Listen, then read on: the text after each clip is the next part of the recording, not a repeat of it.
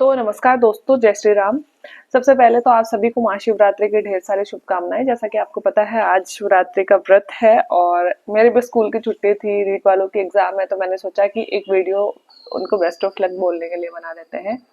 बहुत सारी छोटी छोटी गलतियां जो हम बच्चे अक्सर एग्जाम्स में करते हैं, तो मैं आपको इस वीडियो के थ्रू वो भी बताऊंगी कि आप कौन सी चीजें हैं जो एग्जाम सेंटर पे जाने से पहले ना भूलें, क्योंकि बहुत सारे बच्चों की जिनकी कल एग्जाम है और जिनका दूर सेंटर आया, मोस्टली लड़कों का दूर ही सेंटर आता है, तो वो आज निकल जाएंगे। और इसके लिए कुछ टिप्स जो मैं आपको बता देती हूँ। सबसे पहले तो 2 पारियों में आपकी एग्जाम है, 27 और 28 फरवरी को। और 10 से 12:30 बजे वाली फर्स्ट पारी है और 3 से 5:30 बजे वाली सेकंड पारी है ना। तो लेवल फर्स्ट, लेवल सेकंड, ये सब आपने देख लिया होगा, परमिशन लेटर आपने डाउनलोड कर लिया होगा। निर्देश दिया गया है कि अगर एग्जाम में जैसे आपकी 10 बजे वाली पारी है तो 2 घंटे पहले आपको पहुंचना है, और अगर आपकी 3 बजे वाली एग्जाम है तो उसमें भी 2 घंटे पहले आपको पहुंचना है। किसी भी हालत में आपको 1 घंटे पहले वहां, 1 घंटे जैसे बाद, जैसे कि 10 बजे से एग्जाम है तो 9 बजे के बाद आपको वो नहीं दिया जाएगा, प्रवेश नहीं दिया जाएगा, है ना। बहुत सारे बच्चों के फिर वो रोते बिलखते वीडियो वायरल होते हैं, तो उन वीडियो से दूसरे भले ही मजे ले ले, लेकिन हमें कोई फायदा नहीं होने वाला है। तो मैं सबसे पहले कहूंगी कि जहां भी आपका एग्जाम सेंटर आया है वहां आप कम से कम 2 घंटे पहले पहुंच जाएं। हो सकता है तो उससे चाहे 10-5 मिनट पहले ही पहुंच जाएं, बट कोशिश करें कि 2 घंटे पहले आप एग्जाम सेंटर पे पहुंच जाएं, ठीक है।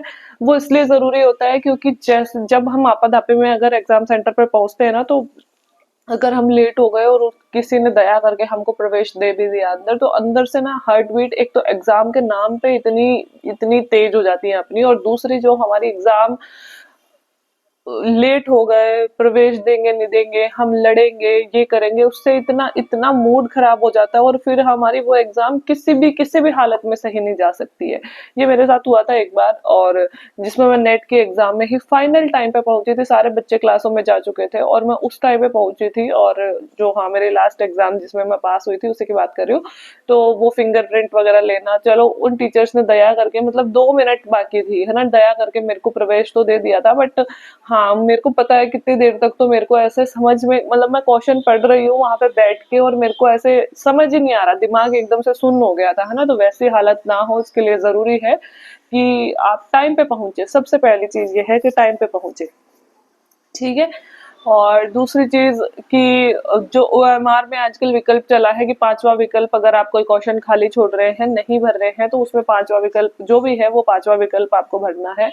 तो वो आपको भरना ही है किसी भी हालात में, और उसके लिए आपको एग्जाम टाइम पे मत भरो, आपको 10 मिनट एक्स्ट्रा दी जाएंगी, तो उस चीज का आप ध्यान रख सकते हो। उसके बाद में एग्जाम से रिलेटेड कि एग्जाम सेंटर पे पहुंचने से पहले, जैसे कि हम लड़कियां हैं, मेरा होता था कि हम मोस्टली ऑटो से या जैसे भी बस से हम एग्जाम सेंटर पे पहुंचते, तो एग्जाम सेंटर पे कई बार क्या होता है कि एग्जाम सेंटर पे पहुंच गए और गवर्नमेंट स्कूल्स में या प्राइवेट स्कूल्स में हमारे नंबर आते हैं, और ज्यादातर एग्जाम सेंटर के नाम एक जैसे से होते हैं। तो एग्जाम सेंटर का नाम अच्छे से चेक कर ले कि आपके परमिशन लेटर में जो लिखा गया है एग्जाम सेंटर का नाम वही है ना, बहुत अच्छे से चेक कर ले, है ना।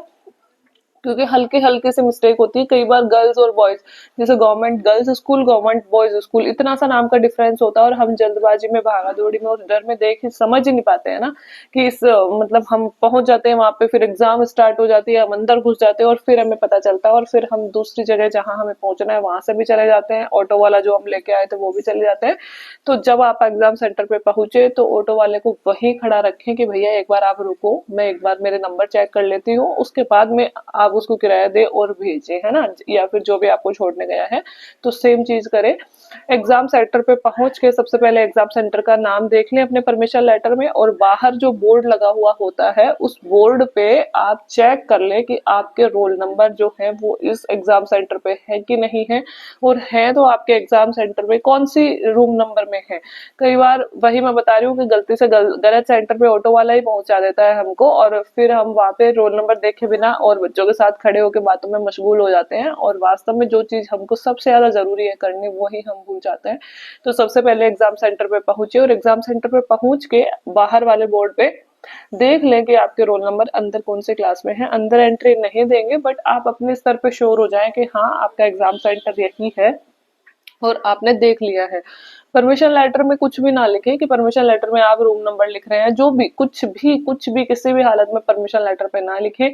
और जो आपके गाइडलाइंस में लिखा गया है कि आप नीला और काला बॉल पेन लेके जाएं, बॉल पेन मतलब रिफिल वाला पेन लेके जाएं, शाई वाला पेन ना लेके जाएं, और जहां तक हो सके जेल वेल के पेन भी मत लेके जाना, और पारदर्शी पेन लेके जाए, है ना। तो छोटी छोटी चीजें हैं जो फॉलो करनी पड़ती है, क्योंकि वहां पे टीचर्स छोटी छोटी चीजें देखते हैं, और कई बार आके वो मतलब अगर छोटी सी चीज के लिए अगर पेन अपन ले गए है ना बिना पारदर्शी, और कोई ऐसा एड़ा टेढ़ा मास्टर आ गया और सच में उसने दिक्कत कर दी है ना, वहां पे बोलने लग गया या फिर निकलो यहाँ से, तो सच में मतलब कितना अच्छा पेपर हो रहा हो, दिमाग खराब हो जाता है। तो छोटी छोटी चीजें जो हमारी गाइडलाइंस में लिखी गई हैं, आप हर एक चीज को ध्यान से पढ़ लें और हर एक चीज का ध्यान रखें। इससे पहले ये तो देखो रीट पात्रता की एग्जाम हो रही है, पात्रता जब पास कर लोगे तो उसके बाद में जब रीट मेंस दोगे, तो रीट मेंस के लिए देखो पात्रता तो मैं बार बार कह रही हूँ, इतना ज्यादा बर्डन लेने की जरूरत नहीं है, सिंपल एग्जाम है। जब लेकिन जब मेंस दोगे तो मेंस के लिए आपको बहुत अच्छी तैयारी करनी पड़ेगी, क्योंकि आपको पता है कि पद कम है और पोस्ट कम होने की वजह से कंपटीशन इस बार थोड़ा ज्यादा होने वाला है। तो मैं जो बार बार आपको कहती हूँ कि आप टेस्ट दो, तो आप बहुत बार पूछते हो कि मैम कौन सा, आप मतलब कहाँ से टेस्ट दे।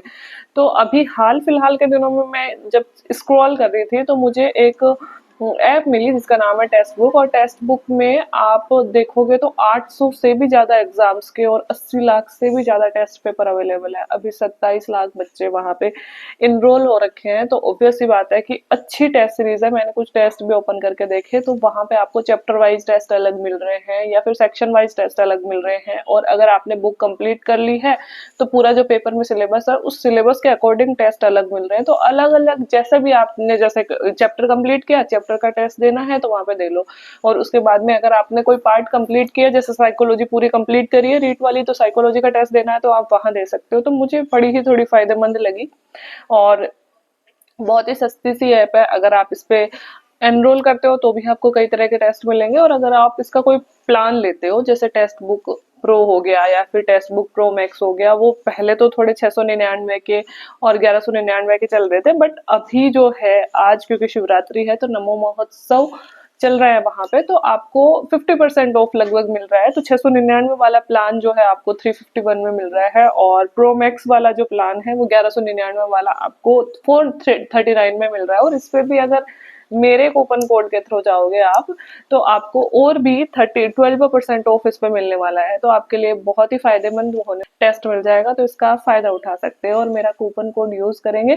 तो अभी जो 3 दिन के लिए सेल चल रही है 26, 27, 28 फरवरी, उसमें आपको 50% ऑफ तो ऑलरेडी मिल रहा है, और अगर मेरा कूपन कोड यूज करोगे तो इसमें आपको 12% ऑफ एक्स्ट्रा मिलने वाला है। ठीक है, तो अब हम फिर से बात करते हैं रीट पात्रता एग्जाम की। तो मैंने कहा था कि रीट पात्रता एग्जाम में सबसे पहले आप टाइम पे पहुंचे, टाइम पे पहुंच के आप अपना सेंटर का नाम चेक कर लें, और उसके बाद में आप अपना क्लास देख लें, है ना, कि कौन से क्लास में आपका रोल नंबर है, और उसके बाद में आप फ्री हो जाए। उसके बाद में आप जो भी सामान लाए हो, अगर वहां पे सामान जमा करवाने के लिए कुछ खोल रखा है उन्होंने तो ठीक है, अदरवाइज आपके साथ जो आया है वहां पे रख दे।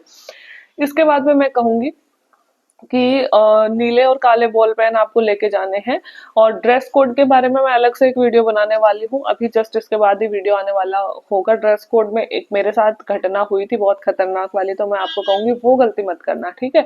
इसके अलावा जो है वहां पे रही गोले भरने वाली बात, तो वो 5वां गोला जो आपको भरना है वो आप उसका भी ध्यान रखना। और इसके अलावा क्योंकि नेगेटिव मार्किंग नहीं है तो आपको कोई भी क्वेश्चन छोड़ के नहीं आना, ये गलती मत करना। बहुत सारे बच्चे ऐसे होते हैं, मेरी खुद के सिस्टर ऐसे थी कि उसको नहीं आता था तो वो क्वेश्चन अटेम्प्ट ही नहीं करती थी, और मैं ये कहूंगी पता नहीं यार, भगवान की मर्जी से दया से हमारा क्वेश्चन सही हो जाए। तो जो आपको आ रहे हैं वो तो अटेम्प्ट करना ही करना है, जो नहीं आ रहे हैं वो भी आपको अटेम्प्ट करके आना है, क्योंकि माइनस मार्किंग नहीं है। और माइनस मार्किंग ना होने का फायदा ही हमारे ये होता है कि गलती से भी हमारा कोई क्वेश्चन गलत हो सकता है।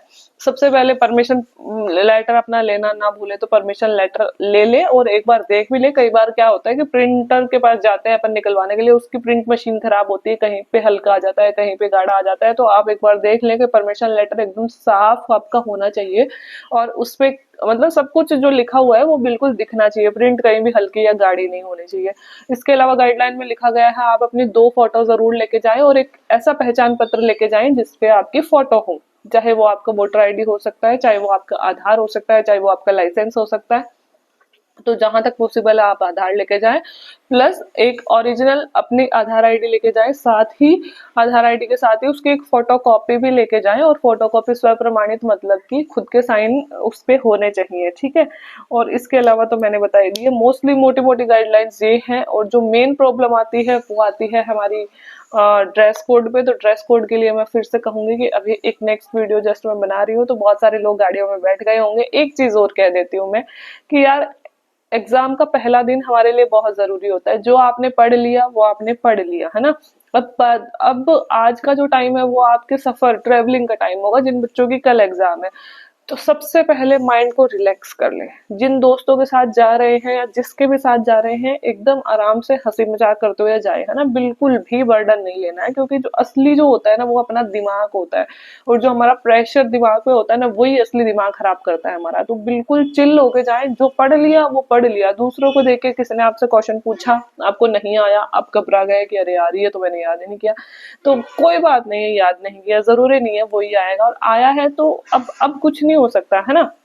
और उस एक क्वेश्चन से आप फेल पास भी नहीं होगे, कोई दिक्कत नहीं है। आपने जो पढ़ लिया उसको आप एक मन में रिवाइज करने की कोशिश करो। कुछ अगर आपने शॉर्ट नोट्स बना रखे हैं, जैसे कि अपने साइकोलॉजी में अपने चिंतक और सिद्धांतों के नाम होते हैं, या फिर हिस्ट्री में कुछ अपने कुछ डेट्स है, अगर आपने एक दो पेज ऐसे कुछ बना रखे हैं तो सिर्फ उनको देख लें, बाकी कुछ ज्यादा देखने की जरूरत नहीं है। सामान अपने बैग में अच्छे से रख लें, जाने से पहले भगवान का नाम लेकर जाएं, भगवान के धो खा के जाएं, माता पिता का नाम लेकर और उनके धो खा के, या फिर दूर है तो उनसे बात करके जाएं, क्योंकि वही लोग है यार जो हमें सच्चा आशीर्वाद दे सकते हैं। और उसके साथ ही यार, रास्ते में किसी से भी लड़ाई झगड़ा नहीं करें, चाहे वो बस कंडक्टर हो या चाहे जो भी हो, है ना। क्योंकि कोई नेगेटिविटी इस वक्त नहीं चाहिए आपको, है ना। शांत, जितना शांत हो सकते हैं उतना शांत रहें। और इसके अलावा खाने पीने का थोड़ा सा ध्यान रखें। बहुत सारे बच्चे होते हैं जो रास्ते में से बहुत चीजें, जैसे समोसा खा लिया, कचौरी खा ली, तली भुनी चीजें खा लेते हैं, और बहुत बहुत संभावना होती है कि हमारा पेट खराब हो जाए। क्योंकि देखो, रीट की एग्जाम बहुत बड़ी एग्जाम है, तो सेंटर वालों को भी पता है कि यहाँ बहुत सारे बच्चे आने वाले हैं, और बहुत गंदे तेल की या बहुत गंदा खाना मिल सकता है बाहर। तो जितना हो सकता है ट्रेवलिंग के टाइम पे तो कम से कम घर का खाना खा के जाए, है ना, जाते वक्त। और अगर लेके जा सकते हैं तो टिफिन में कुछ डाल के ले जाएं जो घर का ही हो। और जब बाहर खाने की जरूरत पड़े तो प्लीज कुछ हेल्दी, मतलब कि लाइक फ्रूट खा लीजिए आप, है ना। ऐसी चीजें खाएं। और नहीं, अगर ये पॉसिबल है कि घर का खाना, कि अब जैसे कल आप एग्जाम की जगह पे पहुंच गए, वहां पॉसिबल नहीं है, तो जितना सिंपल हो सकता है दही रोटी या दही चपाती, या फिर बहुत कम सब्जी, जो तेल की कम से कम चीजें खाएं, जिससे यार शरीर, मतलब पेट तो खराब हो ही सकता है, दिमाग भी फिर कई बार होता है ना, सर दर्द हो जाता है बहुत सारे लोगों की, ये सारी चीजें भी हो जाती है। तो शरीर स्वस्थ रहेगा तभी हम पेपर कर पाएंगे। तो थोड़ा सा खाने पीने का भी ध्यान रखें। ऐसा नहीं कि रास्ते में जा रहे हैं और पूरा इसको पिकनिक समझ रखा है, खाते पीते जा रहे हैं, ये ना करें। एक चीज मैं दूसरों से जो अलग करती थी वो ये था कि मैं एग्जाम सेंटर पे जाके या रास्ते में या आते जाते मैं ना बहुत किसी से, बहुत कम क्या, किसी से बात करती ही नहीं थी एग्जाम सेंटर में। मुझे पता है जाने वाले जाते टाइम बच्चे ये उस क्वेश्चन का क्या आएगा, वो पढ़ा कि नहीं पढ़ा, वो पेपर देखा था कि नहीं देखा। अरे यार जाने दो, आप बताओ ही मत किसी को कि मैं रेट का स्टूडेंट हूँ या जो भी है। शांत रहो। एग्जाम सेंटर पे भी अपना, अगर आप कॉपी किताब कुछ लेके जा रहे हो तो वहां पे जाके भी पढ़ लो कुछ देर, कोई दिक्कत नहीं। मैं तो पढ़ती रहती थी लास्ट टाइम तक। मैं तो फोन तो अपने पास होता ही है, कॉपी किताब तो नहीं लेके जाती थी। ईयरफोन लगा के अजय चौधरी सर के जो पेपर हैं, जो मॉडल पेपर उन्होंने सॉल्व करवा रखे हैं, वो मॉडल पेपर देखती रहती थी, उस टाइम भी सुनती रहती थी। तो मैं किसी से बात नहीं करती थी, मैं अपनी एनर्जी को सेव करने का कोशिश करती थी। क्योंकि जितना हम बोलते हैं, जितना हम बक बक झक झक करते हैं, दिमाग उतना ही थक जाता है यार, ये सच्चाई है, ये आपको पता है।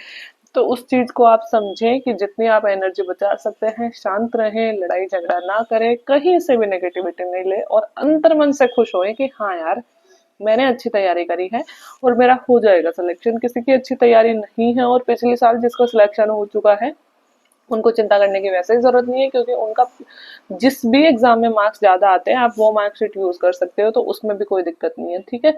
तो उम्मीद है कि कुछ जो छोटी मोटी चीजें हमारे हमको एग्जाम के पहले दिन समझनी चाहिए वो आपके काम आएंगी आज। और बाकी एक ड्रेस कोड का वीडियो छोटा सा और बनाती हूँ मैं, जिसमें मैंने क्या गलती करी थी, आप वो गलती मत करना, वो मैं बताती हूँ, ठीक है। आज के लिए इतना ही। वीडियो देखने के लिए thank you so much, bye bye.